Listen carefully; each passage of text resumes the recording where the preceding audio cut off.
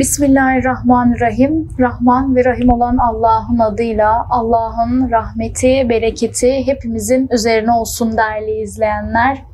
Bugün Hazreti Ayşe radıyallahu anh'ı işleyeceğiz birlikte. Siyerin büyük bir kısmını ve siyerden sonrasının da büyük bir kısmında yer alan Hazreti Ayşe'yi inşallah birlikte işleyeceğiz. Hoş geldiniz Hoş hocam. bulduk. Allah razı olsun. Nasılsınız? Elhamdülillah, çok şükür. Sizler nasılsınız hocam? Allah razı olsun hocam. Bugün birlikte Ayşe radıyallahu anh'ı işleyeceğiz. Onun hayatına gideceğiz bugün de. Evet. Peki Hazreti Ayşe kimdir? Evet. Kimliği nedir? Rahman ve Rahim olan Allah'ın adıyla deyip başlayalım İnşallah. Hazreti Ayşe gerçekten hayatı ciltler dolusu kitaplarda yer alacak kadar teferruatı olan, tabii peygamberin hayatına dahil olduktan sonra ve devamında da peygamberin vefatından sonra da uzun bir süre yaşadığı için hayatına dair teferruatlar olan bir hanımdır. Şimdi kendisi Peygamber Efendimizin Hazreti Hatice ve Sevde'den sonraki eşidir. Hazreti Ebubekir radıyallahu anh'a olan 4 halifeden biri olan Hazreti Ebubekir'in kızı, peygambere ilk iman eden Ebubekir'in kızı, peygamberin sadık dostu olan Ebubekir'in kızı ve hicrette peygamberin yol arkadaşı olan Ebubekir'in kızı. Hazreti Ayşe'nin önemini anlatmak için özellikle bunu vurguladım. Nasıl bir aileden geldiğini daha iyi anlayabilmek için aslında bu vurguları yaptım. Annesi Ümmü Ruman. Bunlar Peygamber Efendimiz'e peygamberlik gelmeden önce de peygamber ile dost olan, Muhammed Aleyhisselatü Vesselam ile dost olan bir evdir. Kendileri Peygamber Efendimiz'e peygamberlik gelmeden önce Haniflik dinine mensuptular. Yani onlar o şirkin bataklığına, o cahiliye toplumunun yaptığı pislikleri hiçbir zaman kendileri bu aile yapmamışlardır. Teym kabilesindendirler. Zaten daha sonra Medine'nin Mekke'nin fethinden sonra da ailelerin büyük bir kısmı da yine Müslüman olmuş bir ailedir. Onları anlayabilmek için yeterli zannedersem zaten Hazreti Ayşe'nin yani doğumu ve evliliğine dair yani çok spekülasyonlar vardır. Yani doğum yılı ile evlilik yılı tarihleri arasında ne zaman evlendi ve ne zaman doğduğu rivayetlerde çok böyle farklı tarihler bize verilir ama Peygamber Efendimiz'e peygamberlik geldikten sonra doğduğu rivayetlerin çoğunda geçmektedir. Peki Hazreti Ayşe annemiz Peygamber Efendimiz'den önceki hayatında nasıl bir hayat yaşıyordu? Evet, yani zaten girişte Hazreti Ebubekir'in ailesini anlatırken aslında bazı ipuçları verdik. Şimdi Hazreti Ayşe'den rivayet bir hadis-i şerif var, bir söylem vardır ki Hazreti Ayşe validemiz diyor ki ben kendi gözümü hep Müslüman bir ailede açtım. İman ehli bir ailede açtım. Bu da şunu gösteriyor ki ailesi daha o doğmadan önce de zaten İslam'a girmişti. İslam'la tanışmış bir aileydi. Peygamber Efendimiz sallallahu aleyhi ve selleme peygamberlik geldiği zaman zaten ona ilk iman edenler arasında Hazreti Ebubekir ve eşi Ümmü Ruman da vardı. Hatta bazı rivayetlerde Hazreti Ebubekir'in daha önce başından bir evlilik geçtiği ve bu hanımının iman etmediği için kendisinden boşandığı ve daha sonra Ümmü Ruman ile evlendiği de rivayetler arasında vardır. Peygamber Efendimiz sallallahu aleyhi ve sellem'den önceki hayatına baktığımız zaman o dönemler Hazreti Ayşe validemiz çok küçüktü.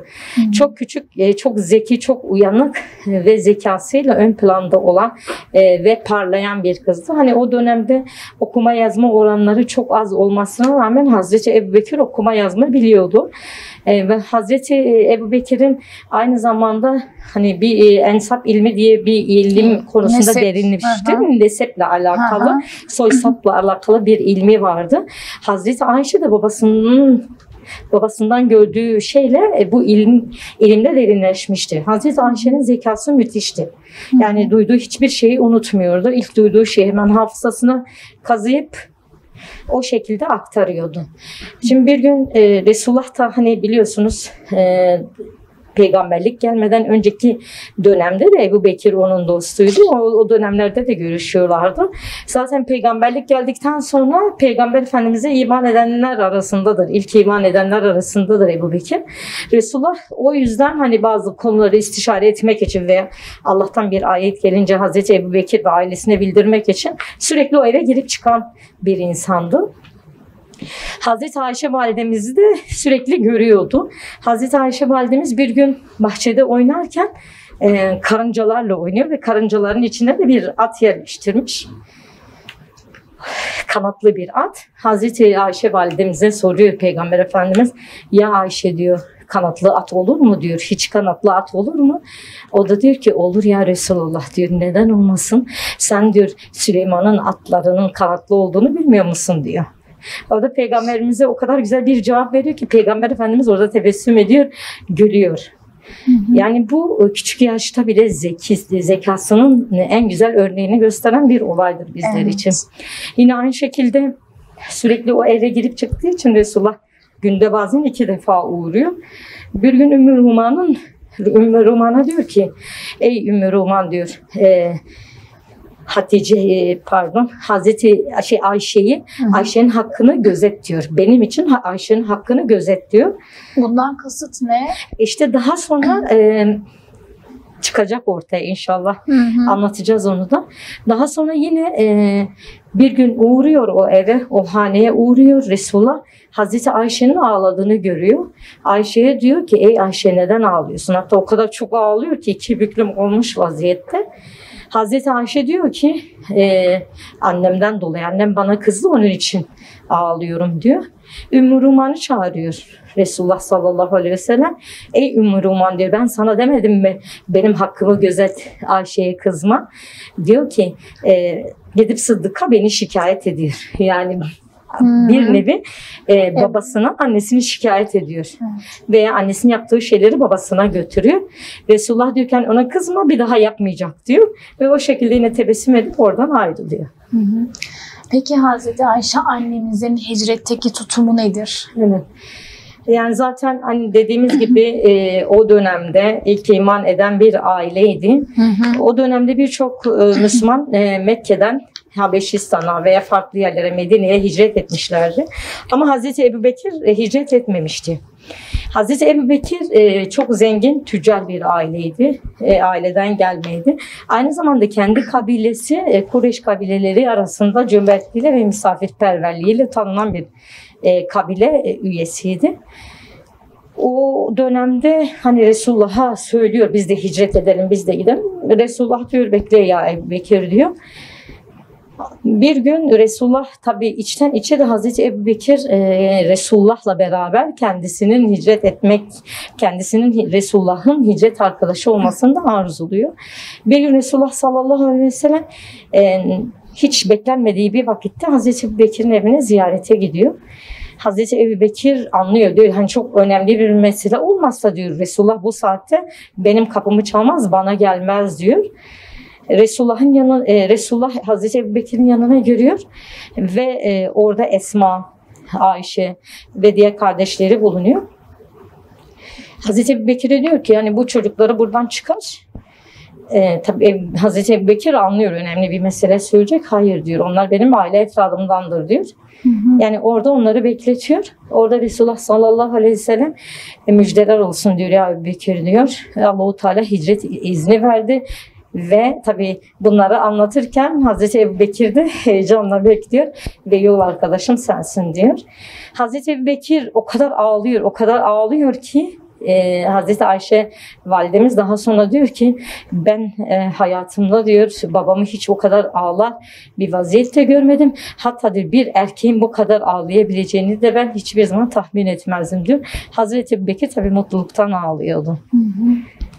Peygamber Efendimiz'e evlilik hayatlarına gelelim bir de. Hazreti Ayşe annemiz ile. Biliyorsunuz Hazreti Hatice'den sonra Resulullah belirli bir süre 2,5 sene veya bazı rivayetlerde 3 sene evlenmediği söylenir. Daha önceki programlarda da öyle almıştık. Hazreti Sevda annemizle evlendi. Tabii onun evliliği farklı bir amaçlaydı. Daha sonra zaten biliyorsunuz iki teklif getirmişti. Bir Hazreti Ayşe ve Sevde binti Zeva tekliflerini. Hazreti Ayşe ile o dönemde de nişanlandığı söyleniyor Peygamber Efendimiz sallallahu aleyhi ve sellemin. Ama o Mekke döneminde ona eş olmuyor tabii. Medine'ye hicret ettikten sonra Hazreti Ayşe evlilik hayatları başlıyor. Evet, evlilik hayatına Resulullah'ın evine, hane-i saadetine dahil oluyor. Yani Mekke döneminde bir nişanlılık hayatı var. Evet. Medine döneminde ise evlilik hayatları başlıyor. Evet, evlilik dönemleri Medine döneminden başlıyor ki bu konuda da tarih kitapları veya siyer kitapları net bir bilgi vermiyor. Bazıları hicretin birinci yılı bitmek üzereyken bazıları da 2. yılında diyor. Böyle ihtilaflı konular çoktur bu konuda. Tarih bizim için çok da önemli değil. Ve Mekke'den Medine'ye hicret ediyorlar ya. O dönemde Medine'de çok salgın bir hastalık var. Zaten Hazreti Ayşe validemiz kendisi çok böyle minyon, zayıf bir yapısı var. Hava değişikliğinden dolayı çok rahatsızlanıyor. Daha önce Hazreti Ebubekir de Mekke'den Medine'ye gittiği dönemde oranın havası Medine'nin havası farklı olduğu için hava değişiminden rahatsızlanıyor. Kızı Ayşe de Mekke'den Medine'ye geldiği ilk dönemlerde çok hasta düşüyor. O kadar hasta düşüyor ki hem zayıflıyor hem güçsüzleşiyor. Hemen akabinde de o dönemde salgın bir hastalık var. Hazreti Ayşe validemiz o hastalığa da yakalanıyor. O hastalığı da atlatıyor. Ama tabii ki ard arda bu gelen hastalık Hazreti Ayşe validemizin hem bedeninin zayıflamasına sebep oluyor hem renginin de sararmasına sebep oluyor. Belli bir süre geçtikten sonra yavaş yavaş artık havasına alıştıktan sonra o salgın hastalık da gittikten sonra Hazreti Ayşe validemiz kendisine geliyor. Tam da bu sırada Hazreti Ebubekir teklif Hazreti Ebubekir'den geliyor. Resulullah'ın neden Hazreti Ayşe'yi kendi nikahı altına almadığını merak ediyor. Hazreti Resulullah sallallahu aleyhi ve sellemi çağırıyor yanına. Ya Resulullah diyor, ya Muhammed diyor, sen diyor neden Ayşe'yi kendi hane-i saadetin hanene artık dahil etmiyorsun? Neden evlilik gerçekleşmiyor? Orada Resulullah tabii çekinmeden de söylüyor diyor. Daha yeni hicret etmişler, elde avuçta bir şey yok. Mehir verecek kadar miktarda benim param yok diyor. Orada Bekir tebessüm ediyor. Sıkıntı değil diyor. O parayı ben sana borç olarak veririm. Daha sonra sen bana iade edersin. 500 dirhem karşılığında nikahları Medine'de kıyılıyor. Evet, nikahları ve Şevval ayında kıyılmış oluyor. Hatta bazı rivayetlerde Şevval ayında nişanlandıkları ve nikahlarının da Şevval ayında gerçekleştiği söyleniyor. Yani hem nikah hem de nişan. Evet. Nişan da Şevval ayında gerçekleşiyor. Nikah da Şevval ayında gerçekleşiyor. Ve aslında bu daha sonra 2 bayram arası nikah olmaz diyenlere Hazreti Ayşe'nin çok da güzel bir cevabı oluyor. Biliyorsunuz diyor ki 2 bayram arası halk arasında öyle bir söylenti vardır. Nikah olmaz diyor. Hazreti Ayşe diyor ki ben de o dönemde nikahlandım diyor ve şimdiye kadarki en güzel nikah, en hayırlı nikah, en hayırlı evlilik de benim evliliğimdi diyor. Yani bu konuda insanları teşvik ediyor. Herhangi bir sakıncanın olmadığını kendi evliliğinden örnek vererek açıklıyor. Bunu söyleyen insanlar da neye dayanarak söylüyorlar? Orası da muamma. Evet. Bir asla astarı yok. Hazreti Ayşe'nin Peygamber Efendimiz'e olan sevgisi. Şimdi Hazreti Ayşe'nin Resulullah'a olan sevgisini anlatmaya belki saatler yetmez. Yani onun hayatından. Kendisini kıskanç olarak tanıyoruz bizler. Şimdi aslında bunu kendisi açıklıyor. Kıskanç olduğunu da söylüyor ama neden kıskandığını da söylüyor. Çünkü seven insan kıskanır. Yani bu ne yadırganacak bir durumdur, ne de hoş olmayan bir durumdur. Aslında kıskanılmayınca sıkıntı var. Eşler arasında bu şeyin, duygunun olması gerekiyor aslında. Zaten Resulullah sallallahu aleyhi ve sellemin bir hadis-i şerifi vardır ki eşini kıskanmayan deyyüzdür diyor. Şimdi Hazreti Ayşe validemiz Resulullah'ın yanında yerinin farklı olduğunu bilmesine rağmen Resulullah'ı çok kıskanıyor. Yani Resulullah herhangi bir eşinde fazla kaldığı zaman hemen kıskançlık krizlerine girebilecek bir kadın. Ona söyledikleri zaman diyor ki hani onun gibi bir eşe sahip olup da kıskanmamak mümkün mü? Hatta bir gün Hazreti Ayşe validemizin evindeyken Resulullah sallallahu aleyhi ve sellem onun odasındayken akşam yani gece Resulullah yataktan kalkıyor. Tabii Hazreti Ayşe validemizin aklına kumaları olduğu için hemen başka bir eşin yanına gittiği düşüncesi geliyor. Sesini çıkarmıyor ve Resulullah dışarıya çıktığı zaman Hazreti Ayşe validemiz de gizli gizli onu takip ediyor. Takip ediyor, karanlıkta düşünün, ta kabristana gidiyor. Kabristanı ziyaret ediyor Resulullah sallallahu aleyhi ve sellem. Oraya gidinceye kadar takip ediyor, dua ediyor, ellerini açıyor, dua ediyor. Hazreti Ayşe validemiz de bunları görüyor. Daha sonra Resulullah dönüş yoluna gelince Hazreti Ayşe validemiz kabristanı sadece ziyaret ettiğini anlıyor ve koştura koştura eve gidiyor. Hemen yatağa giriyor. Diyor ki hani Hazreti Peygamber benim buradan ayrıldığımı fark etmesin, anlamasın diye. Ama o kadar koşturuyor ki yatağa giriyor. Tam o yatağa girmesiyle beraber Resulullah da geliyor. O kadar kalbi atıyor, nefese kalmış ya. Diyor ki ya Ayşe hayırdır diyor. Hiç diyor.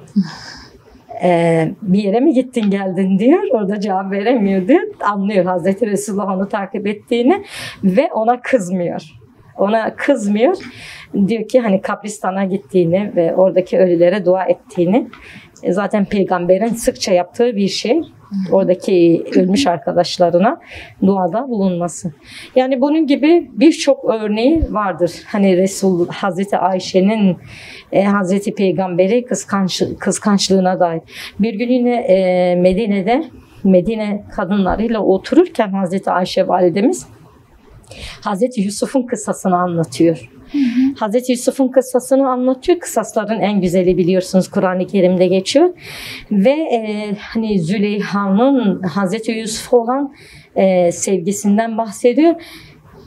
Onu o kadar arzuluyor ki Züleyha, tabii hani günaha sevk edecek kadar, kendisini günaha daldıracak kadar. Tabii oradaki Mısır halkı, Mısır kadınlarını Züleyha bir gün topluyor. Hani kendi aslında nasıl bir olayla karşılaştığını onlara göstermek için, niye böyle bir niye böyle bir iş yaptığını onlara ispatlamak için. Tabii Hazreti Yusuf Aleyhisselam'ı da o kadar güzel yediriyor ki, Yusuf Aleyhisselam'ın güzelliği de dillere destandır biliyorsunuz. Orada ellerine yemekler yeniyor, meyveler önüne konuluyor, yanına bıçak da konuluyor. Hazreti Yusuf tam o sırada Züleyha onu içeriye çağırıyor. İçeriye gelmesiyle birlikte o Mısırlı kadınların birçoğu ellerini kesiyorlar. Hazreti Yusuf'un güzelliğinden dolayı, o kadar parlak yüzü, güzel bir yüzü var ki. Ve bu olayı Medineli kadınlara Ayşe annemiz anlatıyor. O da bir şey mi diyor? Benim sevgilimi gören diyor. Mısırlı kadınlar eğer benim sevgilimi görseydi diyor, onlar o bıçakları ellerine değil sinelerine batırırlardı. Hatta diyor benim sevgilimi bir kere gören, onun muhabbetinde bir kere bulunan insanlar bile başlarını vermek için binlerce bekleyen insan vardır diyor. Sevgisini böyle anlatıyor. Evet, ona karşı sevgisini hiç bu kadar çok sevdiğini aslında. Resulullah'ı niye bu kadar sevdiğini. Zaten dediğim gibi o kadar çok peygambere karşı sevgisini gösteren birçok emmaresi var ki, o eşlerini ayrı ayrı kıskanmaları ve mesela Hazreti Hatice'nin hayatını anlatırken biz Hazreti Ayşe'nin Hazreti Hatice'yi ölmüş olan eşini bile, vefat etmiş olan eşini bile kıskandığı rivayetler içerisinde geçmektedir. Daha sonra Resulullah'ın hane-i saadetine dahil olan Maria annemiz var mesela. Kendisi de bir cariyeyken Peygamber Efendimiz'e bir oğul veriyor. İbrahim Ali. Evet, onun hamile kaldığını duyan Ayşe annemiz kendisi de çocuk verememenin ezikliğiyle Maria annemizi çok kıskanıyor. Onu görmek istemiyor mesela. ve bunu dile de getiriyor. Şimdi Resulullah'a baktığımız zaman Resulullah'ın onun konusundaki yani bu yaptığı davranışlara karşı tepkisi hiçbir zaman abartılı olmuyor. Çünkü o biliyor ki kadınlar erkeklerin kemiğinden yaratılmıştır. Onları yaratılışlarıyla kabul etmek lazım. Yani Hazreti Ayşe'nin bu kıskançlığına tebessüm ediyor. Hani bu çok büyük boyutlarda olmayan bu kıskançlıkları tebessüm ile karşılıyor. Çok ince bir detay. Peygamber Efendimiz, Hazreti Ayşe'nin Peygamber Efendimiz'den bir çocuğu olmamasına rağmen Peygamber Efendimiz hiçbir zaman bunu onun yüzüne de vurmamıştır. Evet. Bunun konu ve bahsi bile geçmemiştir aralarında. Evet. Peki Hazreti Ayşe'nin mizacı? Çok heyecanlı bir bayandı dediniz. Evet. Başka? Sıcakkanlıydı, sohbeti hoştu, muhabbeti hoş olan bir annemizdi. Hatta Resulullah çoğu zaman hani sıkıntıdan kurtulmak istediği zaman, yani muhabbet etmek istediği zaman gel Ayşe anlat derdi ona. Ayşe de yine Peygamber Efendimizin Hazreti Ayşe validemize verdiği, taktığı bir lakap. Ve o şekilde Hazreti Ayşe annemizi çağırıyor. Ayşe gel diyor. Çok heyecanlı, kıskanç bir mizacı var. Heyecanlı bir yapısı var. Ve düşündüğünü pat diye söyleyen bir yapısı var. Düşündüğünü söylemekten çekinmeyen, yani doğru bildiği konularda söylemlerini esirgemeyen bir annemizdir. Bir de Peygamber Efendimiz kendisine Hümeyra olarak da biraz sonra inşallah lakaplarını sayarken Hümeyra'da. Peki Peygamber Efendimizin Ayşe annemize karşı tutumu nasıldı?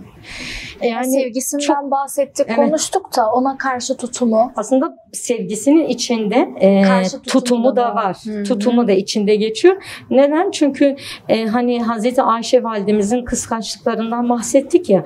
Kıskançlıkları içerisinde Resulullah'ın tutumu nasıldı? Ona karşı tutumu çok anlayışlıydı. Evet. Ve küçük yaşta evlenmesine rağmen Resulullah ile Resulullah o hani küçük yaşta evliliğin, hani küçük yaşta olmanın bazı özelliklerini Hazreti Ayşe validemiz daha üzerinde taşıyordu. Hiçbir zaman Peygamber sallallahu aleyhi ve sellem bu çocukça yaptığı şeylerden dolayı onu ayıplamamış. Hatta onunla beraber yaptığı şeylere kendisi de iştirak etmiştir. Mesela bir gün mızrak oyunu vardı. Yani o oyunu izlerken Habeşlilerin oynadığı bir oyundur.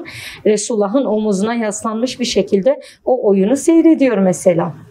Veya bunun yanında Hazreti Ayşe validemiz canı istediği zaman oynayabilen bir kadın ve Resulullah hiçbir zaman hani helal dairesi, helal dairesinin geniş olduğunu, keyfe kafi olduğunu, kadınlar arasında evlenebileceğini, eğlenilebileceğini Hazreti Ayşe annemize söylemiştir.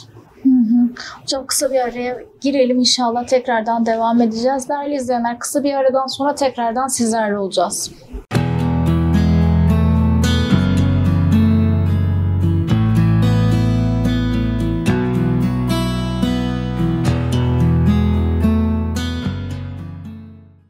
Kısa bir aradan sonra tekrardan sizlerleyiz değerli izleyenler. Hazreti Ayşe'nin Peygamber Efendimiz'in ona karşı tutumundan bahsetmiştik en son. Peki Hazreti Ayşe'nin takvasından da konuşalım istiyorum. Evet. Nasıl bir takvaya sahipti? Hazreti Ayşe biliyorsunuz hani Resulullah sallallahu aleyhi ve sellemin hayatına dair olmadan önce de ilim öğrenmeye başlamıştı ve nasıl bir aileden gelmişti hatırlarsınız. Ve o aileden aldığı terbiyeyle daha sonra tabii ki Resulullah'ın eğitimiyle, Resulullah'tan birebir öğrendiği şeylerle kendisi çok takvalı bir kadın olmuştu. Çok takvalı bir kadındı. Özellikle örtüsüne çok önem verirdi, ihtimam gösterirdi. Gece namazlarını çok kılardı. Hani ki Resulullah sallallahu aleyhi ve sellem'den de bizzat kendisi de gördüğü için gece namazlarına dikkat ederdi, önem verirdi. Hatta Peygamber sallallahu aleyhi ve sellemin vefatından sonra da gece namazlarını asla terk etmemişti. Bir gün Mekkeli hac için Mekke'ye gidiyorlar ve Mekkeli kadınlar, Medineli kadınlar ona diyor ki ey Ayşe gel hani Hacer-i Esved'e biz de elleyelim diyor. Beraber bizimle gel de biz de Hacer-i Esved'e elleyelim diyor. Hazreti Ayşe validemiz kabul etmiyor. Diyor ki şimdi çok kalabalıktır, erkekler de vardır diyor. Ben o erkeklerin olduğu ortama girmem diyor. Yani düşünün, yapması gereken bir şey ama takvasından dolayı, hayasından dolayı o erkeklerin arasına girip de Hacer-ül Esved'i selamlamayı kabul etmiyor. Çok hassasiyetli. Evet, yine bir gün sahabelerden kör olan, ama olan bir sahabe vardır. O sahabe onu ziyarete geliyor. Hemen tesettüre bürünüyor. Tabii o ama olan sahabe fark ediyor. Niçin bu şekilde davrandığını Hazreti Ayşe validemize soruyor. Hazreti Ayşe validemiz de diyor ki yani sen ama olabilirsin ama ben kör değilim diyor. Kendim görüyorum, ben seni görebildiğim için diyor, kendimi yine muhafaza etmek için uğraşıyorum diyor. Bütün vaktini ibadete veriyor, ilme veriyor Resulullah'tan sonra da. Özellikle oruçlara çok dikkat ediyor. Her gün tutulan bir oruç var. Onu itinayla yerine getiriyor.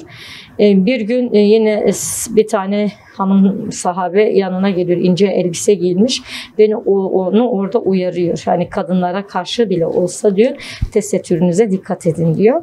Bu şekilde kendisini muhafaza etmeye çalışıyor. Efendimiz Aleyhisselatü Vesselam'ın Hazreti Ayşe ile şakalaşmaları, esprili hayatlarından da biraz bahsetmenizi istiyorum aslında. Evet, bir gün yine hani Peygamber Efendimiz sallallahu aleyhi ve sellem Hazreti Ayşe validemiz dedik ya, heyecanlı, kanlı canlı. Resulullah da onunla şakalaşıyor. Bir gün Resulullah sallallahu aleyhi ve sellem Hazreti Ayşe'nin yanına gidiyor. Hazreti Ayşe validemiz de rahatsız. Rahatsız ve ona diyor ki ben çok rahatsızım diyor. Hazreti Resulullah da diyor ki hadi benden önce öl de diyor, hani cenaze namazını ben kılayım. Senin defin işlerinle ben ilgileneyim, böyle latife yapıyor Hazreti Ayşe validemiz. Hazreti Ayşe validemiz sinirleniyor.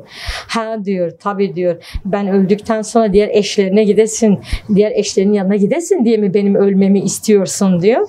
Orada tabii Peygamber Efendimiz tebessüm ediyor. Hazreti Ayşe validemizin aslında kendine gelebilmesi için yine aynı şekilde davranıyor. Yine bir gün Resulullah sallallahu aleyhi ve sellemin diğer eşlerinden bir tanesi Hazreti Ayşe'nin de olduğu yerde Resulullah sallallahu aleyhi ve selleme tas içinde bir içecek getiriyor. Ve Hazreti Ayşe validemiz tabii çok kıskanıyor, alıyor o tasa bir tane vuruyor. O tas yere düşüyor ve kırılıyor. İçindeki de dökülüyor. Tas da kırılıyor. Tabii orada sahabeden de birkaç kişi var. Resulullah orada Hazreti Ayşe validemize kızmıyor, gücenmiyor. Sadece ona diyor ki git yeni bir tas getir. Yaptığına karşılık, çünkü tas kırmış ve onun içini de içecekle doldur diyor. Ve tebessüm ediyor. Tabii Hazreti Ayşe validemiz oradan ayrılınca sahabesine de diyor ki diğer eşlerini kıskandı diyor. Kumalarını kıskandı diyor. O yüzden bu şekilde yaptı diyor. Yani yaptığının normal olduğunu, çünkü kuma sahibi olan insanların bu tür kıskançlıklara girebileceğini sahabesine Resulullah sallallahu aleyhi ve sellem öğretiyor. Zaten hani bizler evlilik hayatını, eşlere karşı muameleyi Resulullah'ın hayatında görebilmek için tüm aslında eşlerin hayatını mercek altına almamız lazımdır ki Resulullah tüm evlilikleri farklı kişilikte, farklı kabilelerden, farklı ırklardan hanımlarla yaptığı için hepsinden bize gelen muhakkak bir şeyler vardır. Yani onların hayatından çıkaracağımız çok güzel dersler vardır. İnşallah Rabbim ömür verirse bunları teker teker gözden geçirirsek ki göreceğiz. Biz hanımların hani Resulullah'ın hayatında ne gibi, eşlerinin evlilik hayatında ne gibi dersler çıkaracağımızı inşallah beraber göreceğiz. İnşallah. Hazreti Peygamber Efendimiz Aleyhisselatü Vesselam vefat ettikten sonra Hazreti Ayşe. Şimdi Resulullah sallallahu aleyhi ve sellem, biliyorsunuz Hazreti Ayşe annemiz onu çok severdi. Ve rivayetlerin çoğunda da 9 sene gibi bir evlilik hayatları olmuştur. Bu dönemde Hazreti Ayşe Resulullah'a düşkünlüğüyle, onu kıskanmasıyla belki ün yaptı ama Resulullah sallallahu aleyhi ve sellem ile beraber olmaktan çok mutlu oluyordu. Bir gün Resulullah sallallahu aleyhi ve sellem rahatsızlanıyor ve Hazreti Ayşe validemizin yanına gidiyor. Hazreti Ayşe validemiz de nezleden, kendisi de nezle olmuş ve ah başım ah başım diye inliyor Resulullah sallallahu aleyhi ve sellem'i görünce. Resulullah sallallahu aleyhi ve sellem diyor ki esas ay benim başım, ay benim başım diyor. Yani benim başım seninkinden daha çok ağrıyor diyor. Zaten vefatına yakın bir dönemde rahatsızlanıyor. Daha sonra Resulullah sallallahu aleyhi ve sellemin rahatsızlığı artıyor. Ve Resulullah sallallahu aleyhi ve sellem diğer eşlerini teker teker geziyor. Onlarla belirli bir süre, belirli bir vakit geçiriyor. Onlarla konuştuktan sonra bütün eşleri de Resulullah'ın bu hastalık dönemini Hazreti Ayşe validemizin yanında geçirmek istediğini anlıyor. Söylemlerinden, hareketlerinden anlıyor. Ve tüm eşleri bu hastalık dönemini Hazreti Ayşe'nin odasında geçirmesi yönünde Resulullah'a telkinde bulunuyorlar. Tabi bir gün, iki gün Resulullah'ın rahatsızlığı artınca sahabeden Ebu Bekir'i çağırıyor ve kendisi yerine namaz kılmasını da ona söylüyor, emrediyor. Rahatsızlığı artınca tabii bir taraftan Hazreti Ayşe validemizin dizlerinde Peygamber Efendimizin başı, bir taraftan Hazreti Ayşe validemiz alnındaki terleri siliyor. Çünkü hem ateşli hem baş ağrısından dayanamayacak bir şekilde Resulullah o dönemi geçiriyor ve diğer eşleri de tabii orada bulunuyor. Diğer eşleri Hazreti Resulullah sallallahu aleyhi ve sellem'in vefatını görüyorlar. Yani fark ediyorlar. Hazreti Ayşe validemiz belki yaşının tam da hani getirdiği şeyle anlam veremiyor. Kafası da Resulullah'ın o mübarek başı da Hazreti Ayşe'nin dizlerinin üzerinde olduğu için vefat ettiğini, gözlerinin kapandığını görmüyor. Tabii karşıdan eşlerinin ağladığını, feryat figan ettiğini görünce anlıyor ki en sevgilisini kaybetmiş. Uğrunda bu kadar mücadele ettiği, bu kadar sevdiği, dünyadaki her şeyden en çok sevdiği sevgilisini maalesef öbür dünyaya öve bitiremediği, insanlara örnek olarak da gösterdiği, sevdiği insanı kaybetti. Evet, tabii ki hani bir eş olarak yani bu durum Hazreti Ayşe validemizi çok üzüyor.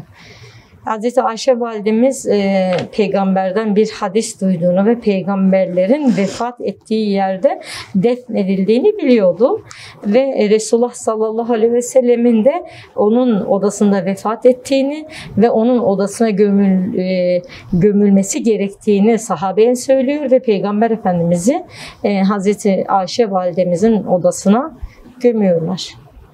Hani o dönemde çeşitli spekülasyonlar çıkıyor. Özellikle peygambere düşkünlüğü olan sahabeler, çok düşkün olmayı çok seven peygamberler işte veya münafıklar orada yaygara koparıyor, işte Muhammed öldü diye. Orada Hazreti Ebu Bekir kalkıyor, Hazreti Ömer kalkıyor, kılıcını çekiyor, kim Muhammed öldü dese diyor ben onun boynunu vuracağım. Bu da aslında münafıkların hani Peygamber Aleyhisselatü Vesselam'ın vefatına sevinmeleri üzerine yapılmış bir haldir. Orada Hazreti Ebu Bekir kalkıyor, diyor ki kim Muhammed bir beşerdir, Muhammed öldü diyor. Kim hani Muhammed'e taparsa bilsin ki o bir beşerdir, o ölmüştür diyor, vefat etmiştir diyor. Bu şekilde halkı teskin etmeye çalışıyor. Hazreti Ayşe validemizin de söylemiyle Resulullah sallallahu aleyhi ve sellem Hazreti Ayşe'nin odasına gömülüyor. Siz bunu anlatınca bile benim içimde de bir cız etti gerçekten. İnsanın dinlemesi bile insanı bu kadar üzerken o ana gitmek, o anda yaşayanları anlamak da çok bambaşka bir şey. Evet, ki mesela dedik ya 9 sene gibi bir evlilik hayatları oluyor Hazreti Ayşe'nin. Çok küçük yaşta dul kalıyor. Yani küçük yaşta dul kalıyor. Çok küçük yaşta değil, 27 gibi bir yaş olduğu söyleniyor. Ve daha sonra 47 sene mi öyle bir zaman yaşadığı da rivayetler arasında geçiyor.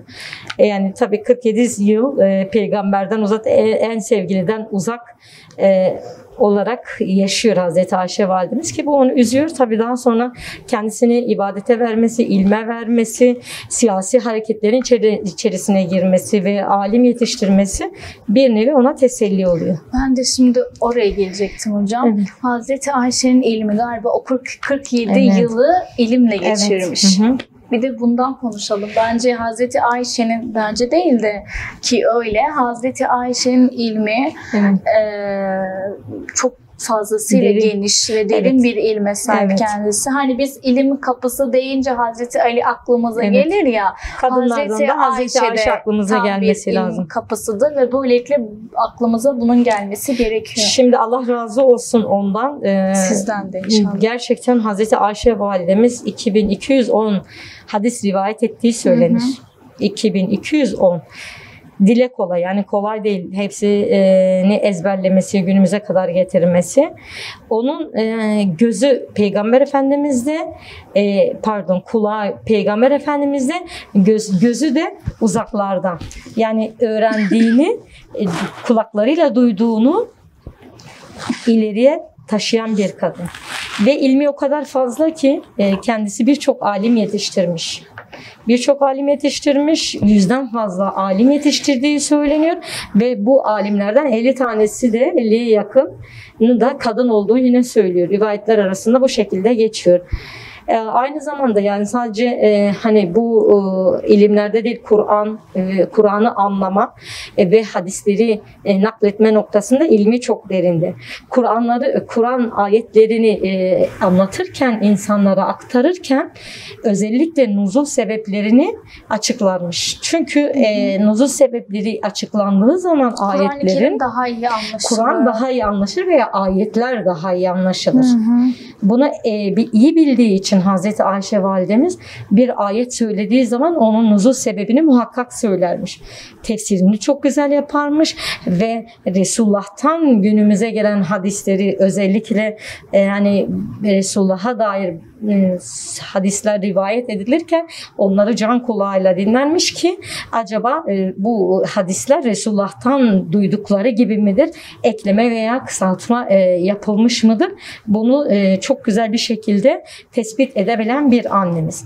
Yani sadece bu ilmi, Kur'an ilmi veya hadis ilmi değil, Hazreti Ayşe validemizin edebi yönü de çok gelişmişti ki ahiret ilimlerini bilmesinin yanında dünya ilimlerini de iyi bilen bir hanımdı.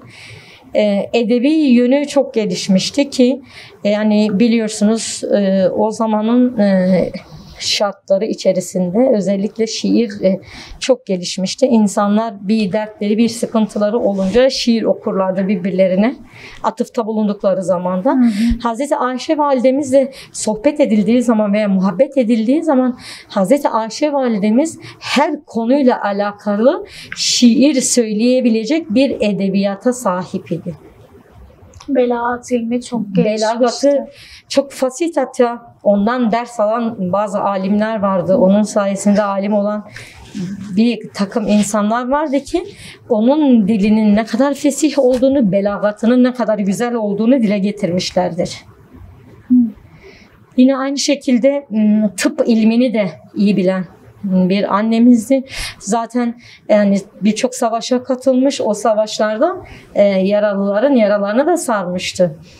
Peygamber Efendimiz sallallahu aleyhi ve sellem rahatsızlandığı zaman tabii hekimler geliyor ya, Hazreti Ayşe validemiz de Resulullah'ın yanında olduğu için o hekimlerin hani tespitleri, teşhisleri veya ilaçlarını özellikle zaten Hazreti Ayşe annemiz hazırlarmış. Hazreti Ayşe'ye sordukları zaman hani sen bu tıp ilmini nereden öğrendin diyor. Ben o dönemde öğrendim diyor. Resulullah hastayken tabipler gelirdi diyor. O ilaçlarını ben hazırlardım diyor. Bu şekilde tıp alanında da kendini geliştirmiş bir annemiz. Aynı zamanda bizler Hazreti Ebu Bekir'den bahsederken ensap ilmini çok iyi bilen bir sahabeydi diyorduk. Hazreti Ayşe validemiz de yine aynı şekilde o soy sopla alakalı ilmi iyi bilen bir hanımdı. Yani ona sorulduğu zaman bu da tabii ki yani bir şey için, bir tarih için çok önemli bir bilgidir. Özellikle o dönemde kabileler şeklinde yaşayan insanlar için çok önemli bir bilgidir aslında. Yine aynı şekilde Hazreti Ayşe validemiz tarih konusunda da kendini geliştirmiş bir hanımdır. Tarih konusunda da yine bilgisi bayağı yüklü bir hanımdır. Ve kendisinin hani hafızası da çok güçlü. Mesela 160 beyitlik bir kasideyi rahatlıkla hafızasında tutup ezberleyen yine aynı şekilde bir hanımdır. Peygamber Efendimiz'den bize getirdiği hadisler Yani Evet. örnek verseniz yeterli hocam. Ya zaten 2210 tane hadisi burada zikretmek hem vakti alır hem dilimizde o kadarına ne ilmimiz ne dilimiz dönmez. Ama mealen birkaç tane söyleyebiliriz. Ha bir de hani hangi olay üzerine bunu söylemiştik Evet, veya şimdi bunları anlatırsanız. kadınların en hayırlısıyla evlenin diyor. Kadınların en hayırlılarına bakın diyor. Onlarla evlenin. Denginiz olan kadınlarıyla evlenin ve emsalinizin kızlarıyla evlenin. Mealen bir tane hadisi budur. Ve yine aynı şekilde Resulullah sallallahu aleyhi ve sellem hiçbir zaman hiçbir hizmetçisine ve hiçbir eşine karşı kaba kuvvet kullanmadığını ve dövmediği söylüyor. Allah diyor yumuşaklık ile muamele edenleri sever. Bu Peygamber Efendimiz'den naklettiği bir hadistir. Ve başka bir hadis ki bunu biz onun hayatında da aslında görebiliyoruz. Kadınlar kaburga kemiğinden yaratılmışlardır. Erkeğin kaburga kemiğinden, eye kemiğinden yaratılmışlardır. Ta Hazreti Havva'da Evet. biz bunu almıştık Evet. aslında. Onu düzeltmeye kalkışmayın. Kalkın, yoksa Onu o kırarsınız. şekilde kabul edin. Düzeltmeye kalkarsanız kırarsınız. Bu hadisi de yine bize Tekrardan zikretmiş olduk Evet. Hazreti Ayşe annemiz sayesinde. evet hocam. Hazreti Resulullah Aleyhisselatü Vesselam'dan rivayet ettiği hadisleri söylediniz. Peki Peygamber Efendimizin mi taktığı bilmiyorum ama Hazreti Ayşe'nin künyeleri var aslında. Künyesi var. Evet, Hı hı. bir tane künyesi vardır ki Abdullah bin Zübeyir onun yeğeni Abdullah bin Zübeyir'in künyesiyle Ümmü Abdullah diye anılır. Bunun hikmeti nedir? Şimdi Aslı o nedir? dönemde Araplar arasında künyelenmek bir şerefti. Birinin ismiyle künyelenmek büyük bir şerefti. Biliyorsunuz Hazreti Ayşe validemiz çocuğu olmadı. Çocuğu da olmadığı için künyelenmek de istiyordu. Ama bu üzüntüsünü bir gün Resulullah'a söylüyor. Hani ya Resulullah diyor hani benim evladım olmadı, çocuğum olmadı ama ben bir künyeyle künyelenmek istiyorum diyor. Resulullah diyor o zaman kardeşinin çocuğu Abdullah bin Zübeyir'in künyesiyle künyelen diyor. Ona Ümmül Abdullah da denildiği rivayetler arasında geçmektedir yine hocam. Evet hocam, Peygamber Efendimiz Hazreti Ayşe'nin künyelerini anlattınız Evet. aslında. Abdullah bin Zübeyir'den. Evet. Peki Hazreti Ayşe'nin vefatı. Ondan önce bir lakaplarını da söylerseniz sonradan vefatına Evet. geçelim. Peygamber Efendimiz onu çok sevdiği için ona Ayş derdi. Hı. Özellikle onunla muhabbet etmek istediği zaman Ayş derdi gel otur yanıma anlat derdi. Ayş onun lakaplarından bir taneydi. Hümeyra yine onun lakaplarından bir taneydi ki beyaz tenli olması hasebiyle Resulullah ona Yanaklarında kızarıklıklar oluşurdu. evet özellikle utandığı zaman yüzü de kızardığı için Hümeyra lakabını takmıştı. Tayyibe lakabı vardı ki bu ifk olayında dan sonra Tayyibe lakabını da alıyor. Çünkü Allah-u Teala ayetle onu temizliyor. Ve Habibütül Resulullah. Bunu da Hazreti Ali kendisine takıyor. Yani Nasıl tekrar zikreder misiniz? Habibetül Resulullah. Resulullah'ın sevgilisi, evet, sevdiği. Allah'ın sevgilisinin sevgilisi. Aslında ondan bahsederken Allah'ın sevgilisinin sevgilisi diye Hazreti Ali ondan bu şekilde bahsediliyor. Ve Ümmül Müminin, ümmetin anneleri, hani müminlerin anneleri diye Kur'an-ı Kerim'de geçmektedir. Bu lakabı da Allah-u Teala peygamberin eşlerine takmıştır.